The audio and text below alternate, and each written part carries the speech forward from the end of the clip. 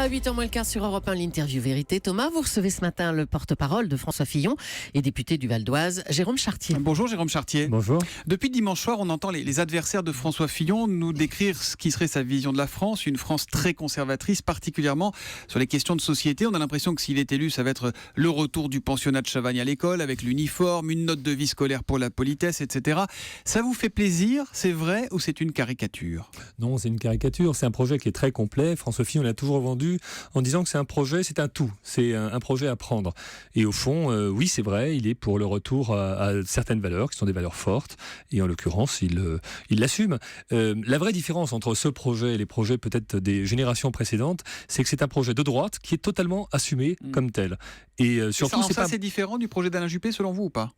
C'est un projet qui est de droite, mais c'est un projet surtout qui vise, lui, un très large rassemblement. Et si je voulais, je dirais le définir, c'est au fond un projet de deuxième tour d'élection présidentielle. C'est-à-dire un projet où on a besoin de faire un très large rassemblement. Ça a été son choix, celui d'Alain Juppé. Or, on est dans une primaire qui est une primaire de la droite et du centre. Et donc, nous, la volonté de François Fillon, ça a été de faire un projet pour la droite et pour le centre. Il y a un point qui fait beaucoup parler également depuis dimanche, ça concerne le droit à l'IVG, à l'avortement. Oui, écoutez ce que disait François Fillon le 22 juin dernier.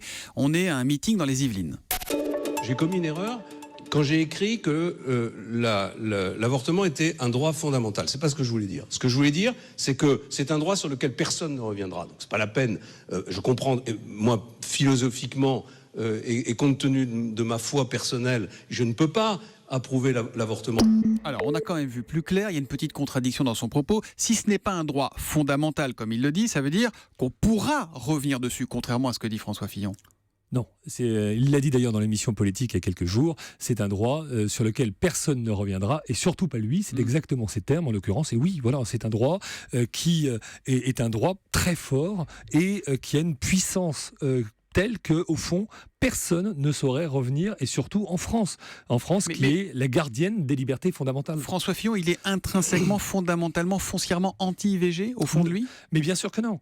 Bien sûr que non. Il estime que l'avortement c'est un droit, mais en revanche, il y a une différence entre un droit fondamental, c'est-à-dire le droit fondamental, ce sont les libertés fondamentales. C'est comme ça qu'on les considère, et en l'occurrence, c'est le socle qui se trouve dans le préambule de la Constitution de la Ve République. Et puis, sauf que là, il dit c'est pas un droit fondamental. Exactement, puisque c'est un droit.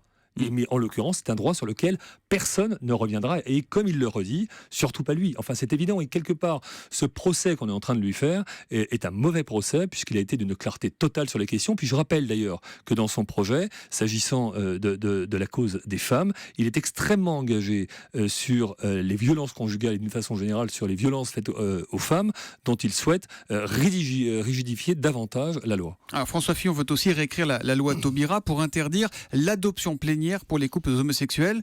Est-ce qu'il a un problème avec tout ce qui ressemble au modèle de la famille, tout ce qui ne ressemble pas au modèle de la famille traditionnelle, catholique évidemment, hétérosexuelle et bien propre sur elle ? Oui, merci d'avoir fait cette précision. C'est effectivement cela qu'il a écrit, c'est-à-dire il veut réécrire la loi Taubira sur la partie de l'adoption. Il ne touche pas au mariage homosexuel. Exactement. Et pourquoi là-dessus, il est très clair. Et pourquoi est-ce qu'il veut le faire ? Parce qu'il est pour la consécration de la filiation. Au fond, c'est ça qui est le plus important. La différence entre une adoption simple et une adoption plénière, c'est la question de la filiation. Donc voilà, il est pour la réécriture de la loi Taubira. Il l'a dit, il est contre la PMA et la GPA, donc la gestation pour autrui, la procréation médicale assistée, toujours sur le même principe de la filiation. Il faut qu'un enfant ait un père et une mère, qu'il soit un enfant adopté. Jérôme Chartier, c'est son regard, sa vision de la familiale, mais c'est pas la réalité de la société aujourd'hui. C'est pas une question de jugement, c'est une question de fait. Aujourd'hui, il y a des couples homosexuels, il y a des couples homosexuels qui ont des enfants. Oui, ça existe. On arrête ça d'un coup par un décret ? Mais non, puisque l'adoption simple existe pour les couples homosexuels.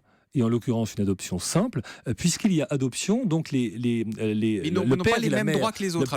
Non, c'est pas ça, c'est que le père et la mère existent, et donc par conséquent c'est identifié. Dès lors, François Fillon est d'accord, il l'a redit la semaine dernière. Il était venu au lundi de la primaire il y a quelques semaines sur Europe 1, et je lui ai demandé si la comparaison qu'on fait souvent entre lui et Madame Thatcher lui plaisait. Ce matin, ça fait la une de Libération, qui a d'ailleurs mélangé les deux portraits.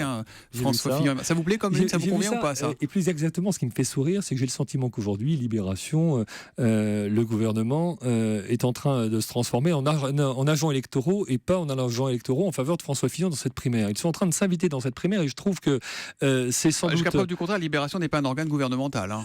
C'est un journal d'opinion, certes à gauche, mais... Non, c'est vrai, vous avez raison, mais c'est tout de même un organe qui, comme vous le dites, soutient la majorité actuelle. Et en l'occurrence, cette majorité est en train de s'inviter dans le débat sur la primaire. Mais, Moi, mais je pense vous, Fillon, Thatcher, même combat, vous êtes à l'aise ? Mais c'est surtout De Gaulle, Fillon, même combat. Lorsque vous reprenez les discours du général de Gaulle de décembre 1965, c'est-à-dire de l'élection présidentielle, d'ailleurs où il était face à François Mitterrand, vous retrouvez la conception du projet qui est celle de François Fillon, c'est-à-dire au fond une vision de l'économie qui est une vision libérale et une vision de la société qui est une vision protectrice. Économiquement, il veut faire 100 milliards d'économies, il veut supprimer 500 000 fonctionnaires, il veut imposer les 39 heures dans la fonction publique. Voilà, pour être précis, et vraiment je m'en excuse, mais c'est 500 000 agents publics. C'est important puisqu'on inclut à la fois les fonctionnaires et les contractuels. Mais ça veut dire concrètement pas de policiers supplémentaires malgré la menace que l'on s'est toujours prévue en France pendant 5 ans avec François Fillon ? Mais puisqu'il est pour le temps de travail de 35 à 39 heures dans la fonction publique comme dans le privé, ça veut dire simplement qu'il y aura plus de 10% de temps de travail en plus pour tous les fonctionnaires, y compris les forces de police. Donc ça veut dire que tout de suite, c'est du temps de travail supplémentaire des forces de police. Et ils sont payés plus en passant de 35 à 39 heures ? Et donc ils sont payés plus, mais en revanche, payer 39, pas forcément, puisque ça fait partie des négociations avec les partenaires sociaux classiques dans chacune des fonctions publiques en l'occurrence. On continue avec son programme économique. Il assume de laisser filer les déficits. Est-ce que nous disait Nicolas Barré à l'instant ? Moins 4,7% en 2017, moins 4,5% en 2018. Alors, on rappelle que la règle c'est 3%. On regarde son projet à François Fillon sur son ultralibéralisme assumé, sur les questions de société, sur son soutien à Vladimir Poutine aussi dont on pourrait parler. Et on se demande si c'est Donald Trump qui ressemble à François Fillon ou si c'est François Fillon qui ressemble à Donald Trump, Jérôme Chartier. Bon, sur ce point et sur le déficit, si vous me permettez, c'est faux. Alors pourquoi c'est faux ? C'est faux parce que 4,7, c'est notre estimation de l'ensemble des dépenses publiques accumulées par les socialistes sur l'ensemble de leurs promesses que l'on va constater. Donc ça, c'est le bilan Hollande. 2017, c'est le bilan Hollande. Et 2018 ? Pour certains, c'est 3,5%. Nous, on conteste ce chiffre. On estime que c'est 4,7% lorsqu'on cumule tous les engagements du quinquennat Hollande. Mais François Fillon l'a redit d'ailleurs. Nous, on est pour un objectif de réduction du déficit sur lequel on va s'engager. Mais en revanche, 4,7, 4,9, c'est quoi ? C'est simplement les conséquences des engagements cumulés. Et donc ça, on ne peut pas revenir du jour au lendemain parce que c'est pas vrai, ça s'annule pas du jour au lendemain. Merci beaucoup Jérôme Chartier d'être venu ce matin en direct sur Europe 1. Je rappelle que dans quelques minutes, c'est Alain Juppé qui viendra répondre à nos questions avec Jean-Pierre Elkabbach en direct sur Europe 1. Demain, ce sera François Fillon. Merci et bonne journée.